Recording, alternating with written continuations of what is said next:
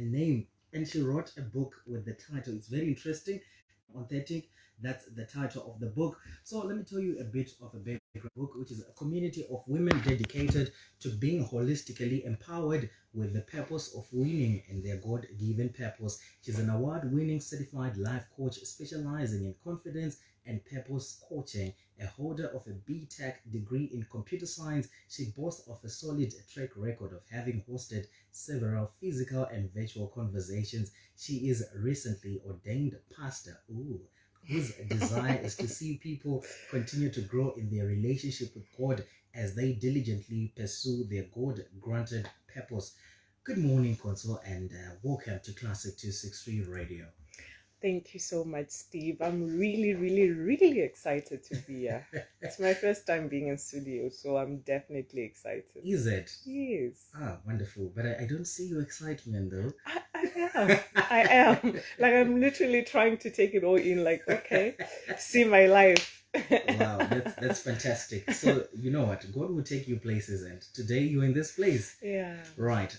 So I'm looking at your book. Very interesting book. I'm looking at some of the chapters to the book. You're talking about authenticity, and you're speaking of authenticity in purpose, authenticity in ministry, authenticity in relationships, authenticity in romantic relationships and marriage, on social media, in leadership, career and business, in dressing, in worship, as well as some affirmations to the book altogether. So talk to me. Why authentic? Why authentic? How did you come up with that title, or what's the background behind that title? Oh my goodness.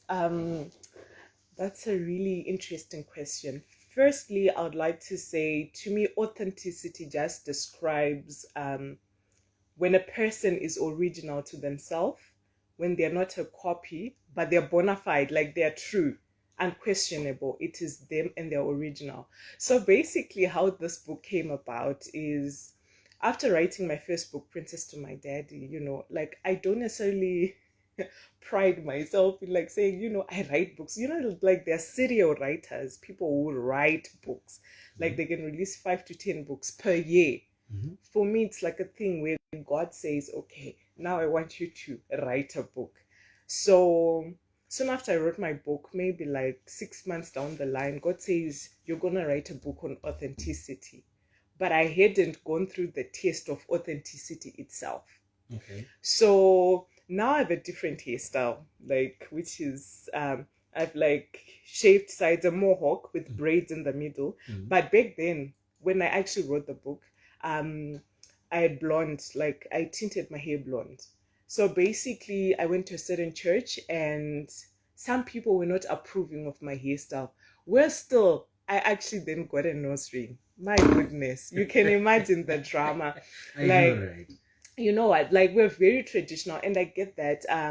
Even coming from an African background, being Zimbabwean for that matter, I understand people would actually judge, but it got so bad to the extent that people actually said and accused me of being possessed by marine spirits simply because of the choices of fashion that I chose.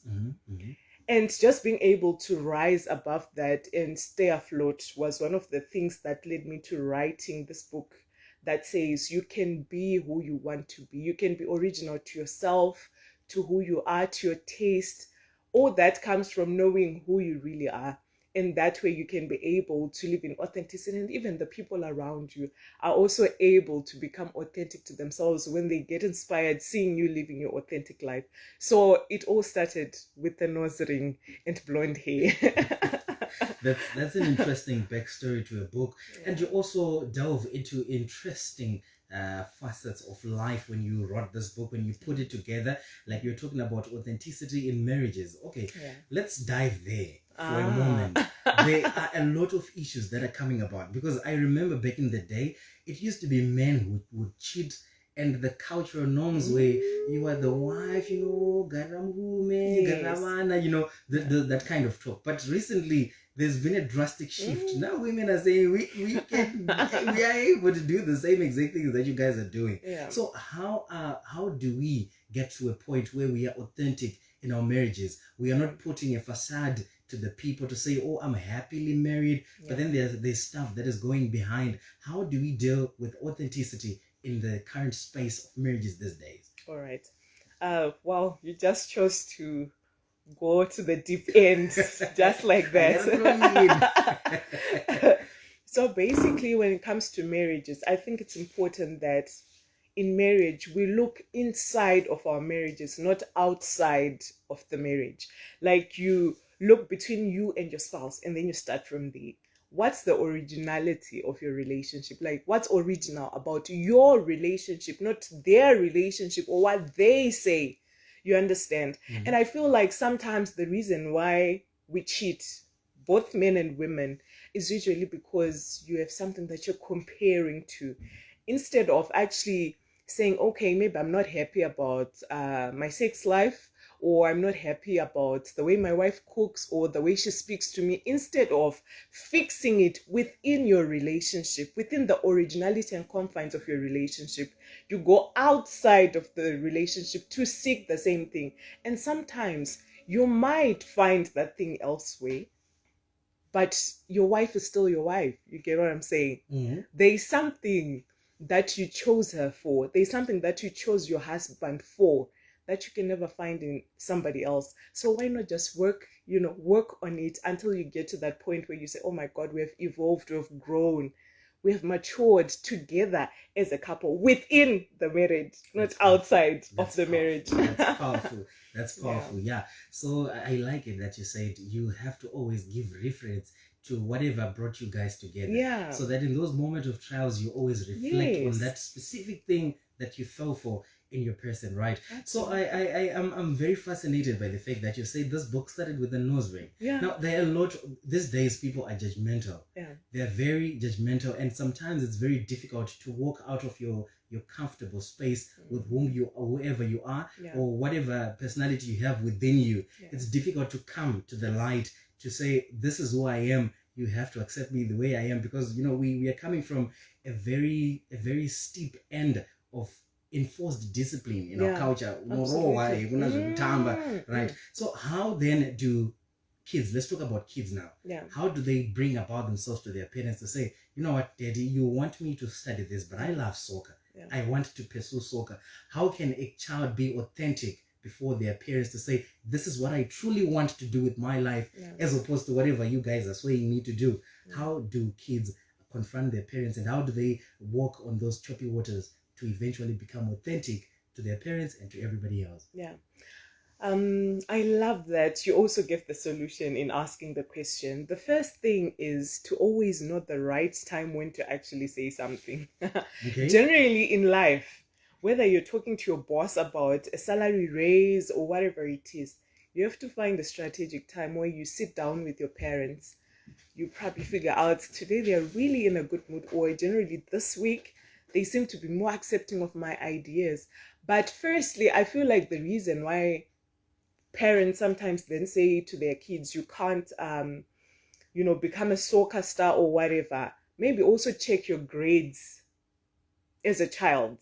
Like, sometimes parents are open to say, okay, if you want to pursue soccer, it's okay, but make sure that you're getting A's in all of your subjects. That's a condition that they give. We also should understand our parents in the sense that they're afraid for you. They want you to have a good future. They want you to have a good life. And growing up, education was everything. Now with things evolving, you realize that sometimes you can even earn through art.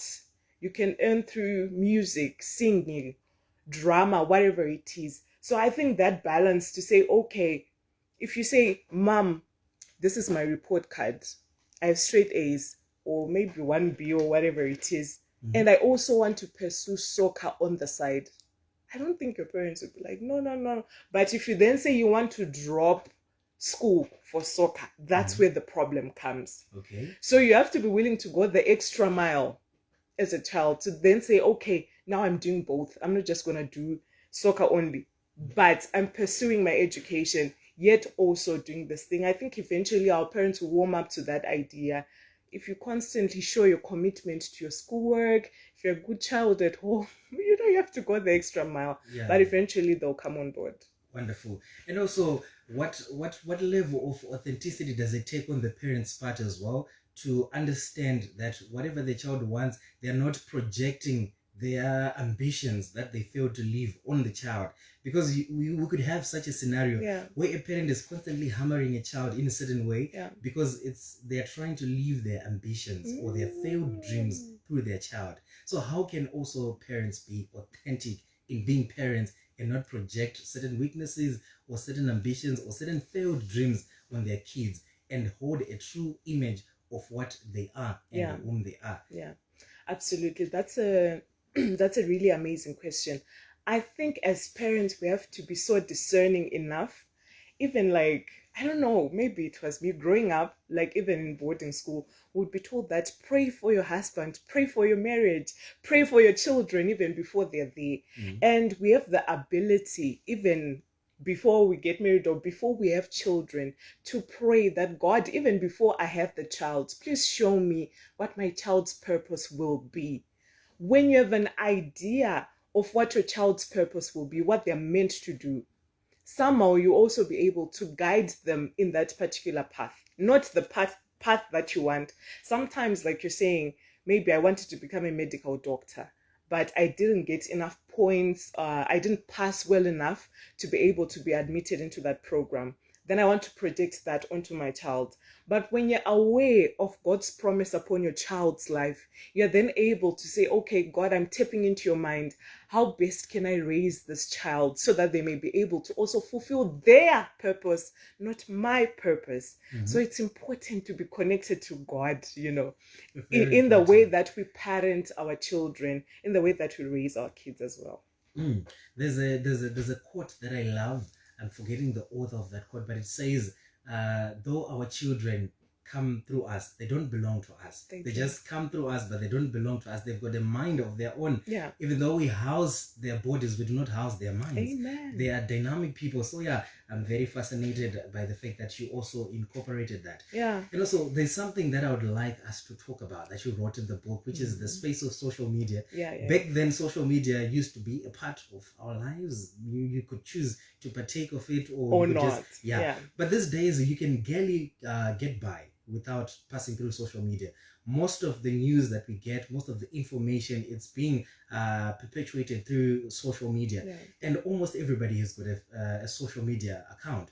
So in the same manner that if I don't like someone, if they do something to me, I would avoid them physically. In the same manner, we've got what we call the blocking function on social media. Somebody can block you from seeing their content, right? So now we are in a space where I want to talk to someone, or I still want to feed off their content despite the fact that they blocked me. And that has led to a lot of these fake accounts. There are a lot of fake accounts on social media. Some of them are just set up to just, throw stones at people, throw shade at people. Some are meant for spying purposes, or some don't want to come out to the fact that they use a certain social media platform. So they create this pseudonym, they call themselves these names, and so that they can just be on social media, but without being on social media.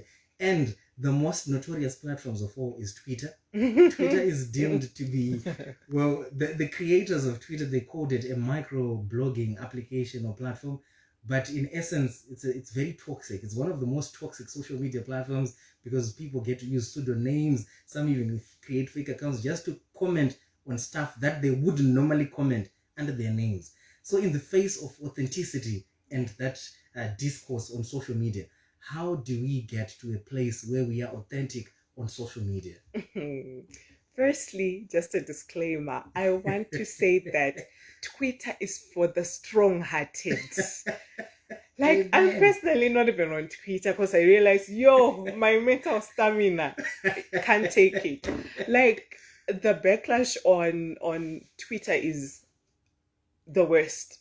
Like, I've seen people's tweets from 20 years ago literally being, resuscitated, and people I know it's bad. People will come after you for a tweet that you made 20 years ago. Now, in terms of authenticity on social media, I think it's very important to understand why you are on social media in the very first place, right? When you understand why you are actually on social media, it helps you. It's like a guideline as to what you're going to do, what you're going to post, even the people that you're actually going to follow on that social media platform. I think it's important for us to define our goals on social media. Otherwise, do you know that you can actually spend so much time, literally 5 hours, and be like, oh, it's already 3 a.m. and you're on TikTok, right? You're literally scrolling through. And we have to understand that whatever we take in mentally, whatever we consume, whatever content we consume is who we eventually become. So we have to be very, very intentional. People don't like to hear this word, but we have to be very, very intentional about the people that we follow, right? The contents that we consume, and even about the social media platforms that we are on. You don't necessarily have to be on every social media platform. You can, but you don't have to. It depends on the goals that you're setting for yourself, and also understanding who you are. Like, who am I? If you're Christian, like, who does God say that I am? I cannot be defined by social media standards. And I feel like sometimes the accounts that we follow also make us feel like we're not doing enough. We should spend so much money just to take a picture. And sometimes that's not exactly your journey. So just understanding your journey, the path that you are on, helps you also to know that I don't have to be like them. I can still be myself. I can copy one or two things, be inspired, but I don't have to be like them. And I think that's the most important thing, to know who you are, to define your goals, and then you walk like it. When you realize that you're now losing your authenticity due to trying to copy other people, do you know, sometimes even someone who inspires you on social media, you can begin to like have feelings of jealousy towards that person, because you feel like, okay, I'm way behind this person. Sometimes it's okay to take a hiatus, a break, actually, from social media or just from following that person until you feel like you're back in form, you are mentally ready to reconsume their content again. Yeah. Wow. That's powerful. That's powerful. Thank you so much for those sentiments. Now, the WhatsApp number is 0719498651. Do come through and be part of the conversation. Are you authentic? Are you authentic in your marriages? Are you authentic in your relationships? Are you authentic at work? Are you authentic on social media? Are you authentic wherever you are? Do come through on the WhatsApp platform and also come through with your contribution and share your thoughts on the title of this book, as well as a response to whether you are authentic. You know it. You can also answer yourself in your heart, in your hearts of hearts. You know the truth. Right, let's move on with the conversation around this book. And there's one that I left for last. You know, you always save the best for last. Right, I want to talk about authenticity in ministry.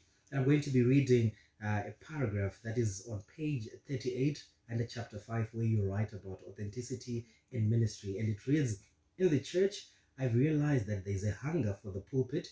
Everybody wants to be a teacher, evangelist, pastor, prophet, or apostle, so that they can have their names on posters or start a church. Not that anything is wrong with being part of the fivefold. I mean, even I am a pastor by calling. However, we have to recognize that even as pastors, we are called to different things. Not every pastor is meant to speak on the pulpit or to start a church.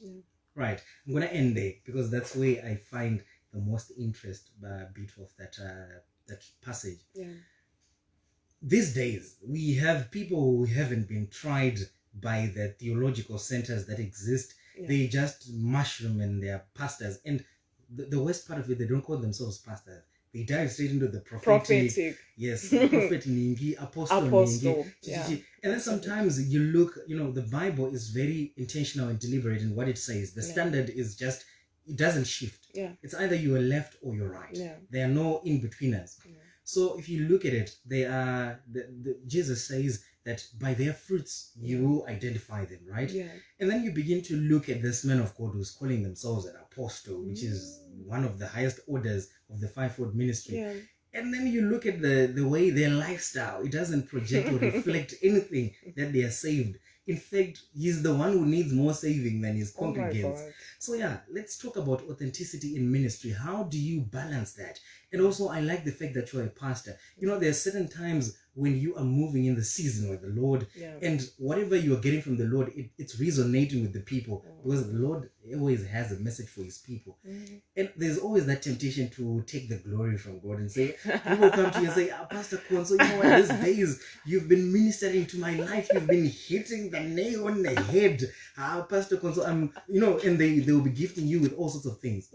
And there's that temptation. We are human. There's that temptation to want to then take the glory or take it to social media, like we say, and project those glorified moments where the Lord is doing things with you, through you, but then you make it seem like it's within your power that those things are happening. So how do people in ministry, whether it's the mainstream or they're working in the background, how do you maintain authenticity in ministry? Wow, this is amazing. Talk to us. Amazing. First of all, I think each and every one of us was created with purpose and to actually walk and fulfill that purpose, right? And it's important to understand your personal purpose. Even with the calling in ministry, I know for sure, like, I am called to empower people so that they may win in their purpose. Someone else is called to empower people so that they can win financially in the kingdom. So it's like understanding that even as a pastor, what am I called to? Sometimes you realize that you're called to children's ministry, though you're a pastor, but you're called to children's ministry. Sometimes you're called to worship, and sometimes you're not even called to the fivefold. Sometimes you're meant to be the sound guy, as people say, right? Sometimes you're called to be the sweeper. Sometimes you're called to be the usher, to be the greeter, whatever it is. But all of that doesn't necessarily make you less of a person, or it doesn't mean that you serve God less because you're sweeping. We are all members of the body of Christ. And the arm needs the leg needs the eyes. Like, the whole body is meant to serve a particular purpose. So to be authentic, don't try to do everything in ministry. You'll find out that you get exhausted. I know for sure that even with Princess to My Dad, the community of women that I'm leading, I don't lead everything. I carry the vision. I'm the visionary, right? Given by God. Yes, God gives me the vision. I share it with the people. But I'm not necessarily the one on the forefront to lead every single program. Actually, share with other people. You guys, can you spearhead this? Can you do this? Can you do that? Compassion ministry. There are people that are more into compassion ministry than I am. Why not give to those people so that they can actually run with that? These are people who already love doing what they're doing. So why not give it to those people? And sometimes I feel like where we lose it as pastors is trying to compare in the fivefold, right? You're like trying to compare. You who started a ministry last year, you want to be at the same level with someone who has been in ministry for 50 years or for 5 years, even for 2 years. You can't be the same. Your sound systems probably can't be the same. You've also got to put in the years, put in the work over the years. So just being consistent and showing up also allows for you to grow and continue to grow in terms of your knowledge, seeking the face of God, being connected to God. Because sometimes the comparison comes from, like what you were saying, relying on yourself, like giving the glory to yourself.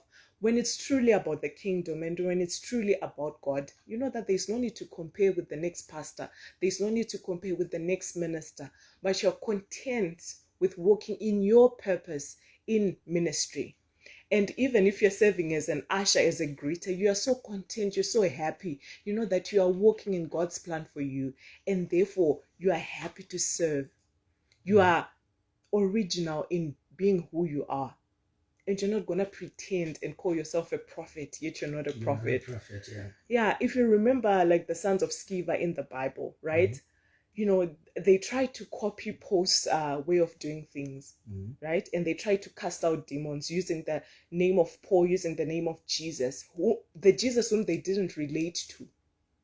Now they didn't have that relationship with God enough to be able to cast out those demons. They didn't have that power to be able to cast out demons. And what happened? They were beaten up by those demons, because that's what happens when you try to walk in a certain path that God hasn't ordained for you, because there is grace that is assigned to you to be able to walk and run in your own purpose. Wow, wow, that's fantastic. Right, so I've got a message here coming through from Melissa. Funny enough, listen to the story. Saying, good morning, Captain Steve. I can totally relate to what the author is saying. Pardon me, I've missed her name. Okay. Her name is Consolata Kapuya. Yes, that's her name. And she's saying she's currently in China right now.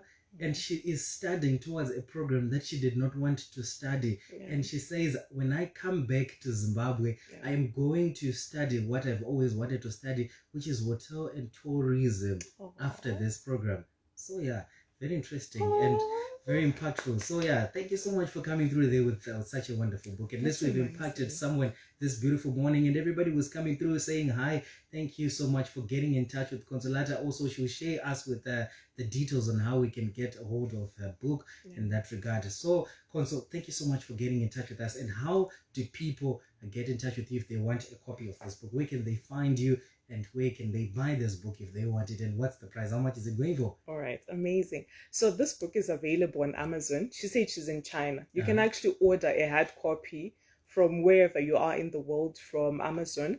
You can look for me under the name Consolata Kapuya on Amazon. In fact, on all social media platforms, my name is Consolata Kapuya. So you can DM, send an email to trailblazingwithconsolata@gmail.com for like further information. But basically, it's available on Amazon. If you're in Zimbabwe, my number is 0782 898 468. You can just contact me, send me a DM on Facebook, on Instagram, whichever social media platform, and then we can get in touch for even a delivery as well and a signed copy. Wonderful, thank you so much. And also parting words to our listeners from across the country, as well as those who are listening in the diaspora. What do you have to say to them as far as this book, I Am Authentic, is concerned, in whatever facets of their lives, their daily routines, whatever? What are your parting words to our listeners? All right. I just want to say that, I always say no one can Consolata like Consolata does, which basically means that, no one can be you the way that you are you, right? That was Michelle, right? No one can Michelle like Michelle does. True. You are the best you that ever walked this earth. No one has come before you, and no one is going to come after you that is like you. So you are original. It is only you.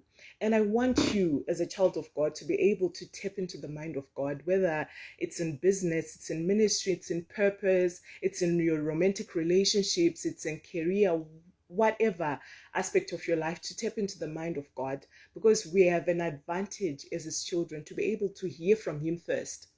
As children of God, this is our time. As the Bible says that the world is eagerly waiting for the manifestation of the sons of God. This is our time to truly manifest, right? To truly lead. I believe that we shouldn't be the ones that are trekking behind, but we should be the ones that are leading. We should be the ones coming up with the cutting edge technology. We should be the ones, leading in whatever sphere of influence. And most importantly, now this one is for those people that feel like they can't really pursue what they're passionate about in terms of what people call the unorthodox purpose, which is industries such as modeling, reality TV shows. But I want you to be authentic enough to actually tap into those industries where people say, we don't expect to find you there, and win in those industries. The world is waiting for us. What are we waiting for? If you're connected to the most authentic being, who is God himself, what are we waiting for? It is our time to rise, to ascend, to stand as an army of God, to really represent him wherever we are. Wow. So let us do that in education, in fashion, in business, wherever it is. Let us, trailblaze. Let us set the pace. Let us do the things. Let us run the race and inspire everybody else. That way, we'll also be able even to win souls to the kingdom when we are the leaders. That's true. Yeah. Wow, those are very powerful parting words. Anza, let's occupy those spaces and win and dominate. Consolata, I cannot thank you enough for coming through today. Thank you so much for coming through. Thanks to you. Thank you so much for having me. This was amazing. I really had an amazing time. It's always a pleasure. It's always a pleasure. Ladies and gentlemen, the time is exactly 6:15 on the great station, Classic 263. And this is the 5 a.m. Club. And we were hanging out with Consolata, who is the author of the book, I Am Authentic. And she gave her details if you want a copy of that book and read it yourself and walk the journey to become an authentic being in whatever you do. So yeah, you can also get in touch with us. If you missed the details, I'll share them with you so that you can get a copy of the book. I'm going to be playing you a song coming through from Tembalami, and it's called Mirira. We want to wait for the Lord so that he can give us the power to become authentic, yes. The power to tap into certain spaces and dominate. Absolutely. This is Tembalami coming through there with a song titled Mirira. Hey. Awesome! That was fantastic. This was fun. I know. That was fantastic. Thank you. Feature time. It was amazing. Yes. Bring your phone. Let's take Bye guys. Thank you so much for logging in. This is Steve. I don't know. Can you see him? Yes. Thank you, my friends. Thank you. I saw your comments. Thank you. Bye.